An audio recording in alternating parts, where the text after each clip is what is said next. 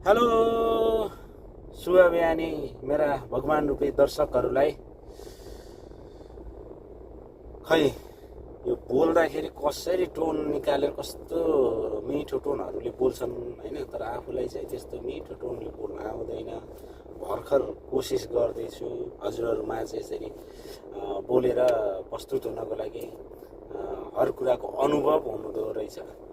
मलाई चाहिँ त्यति अनुभव नभएको कारणले गर्दाखेरि अलिकति कस्तो नर्भस फिल पनि भइरहेको छ कि हजुरहरूमा चाहिँ यसरी कसरी प्रस्तुत हुने भन्ने कुरा। त्यसले गर्दाखेरि अलिकति मनमा चाहिँ कस्तो कस्तो नर्भस आइरहेको छ कि साथीहरू, तपाईँ भगवानको दर्शकहरूले मेरो यो भिडियो हेरिसकेपछि कस्तो बोल्न पनि नआउनु हुँदो रहेछ। अनि के अन्य हुन्छ नि होइन, भिडियो बनाउने तर एउटा बोल्ने टोनहरू अथवा कस्तो नर्भस भएको जस्तो फिल भइरहेको छ, यस्तो यस्तो भन्ने हुन्छ कि भन्ने त्यो एउटा मनमा चाहिँ त्यो डर पैदा हुँदो रहेछ। सायद पहिलोपटक हजुरहरूमा यसरी प्रस्तुत हुँदै गर्दाखेरि यस्तो हुनसक्छ होला होइन।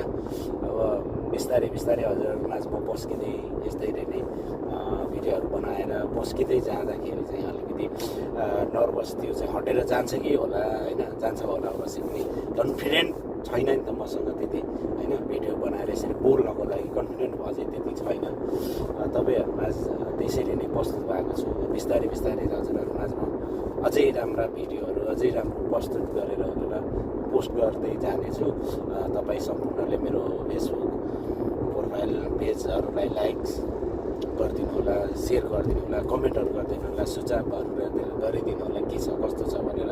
अवश्य पनि हेरेर चाहिँ नछोडिदिनु होला होइन। तपाईँले मेरो भिडियो हेरिसकेपछि के कस्तो हुन्छ तपाईँलाई एउटा प्रतिक्रिया चाहिँ दिइराख्नु होला, सुझाव दिइराख्नु होला। यस्तो केही कमी कमजोरीहरू तपाईँहरूको सुझावले नै म अलिकति अगाडि बढ्ने प्रेरणा मिल्छ होइन। तपाईँहरूको गाली अथवा तपाईँहरूको मायाले नै म अगाडि बढ्ने हौसला मिल्छ। त्यसले गर्दाखेरि यो भिडियो हेरिसकेपछि तपाईँ सम्पूर्णले एकचोटि चाहिँ कमेन्ट गरिदिनु होला भन्ने आशा र अपेक्षाका साथ अहिलेको लागि चाहिँ भिडियो यति नै है त।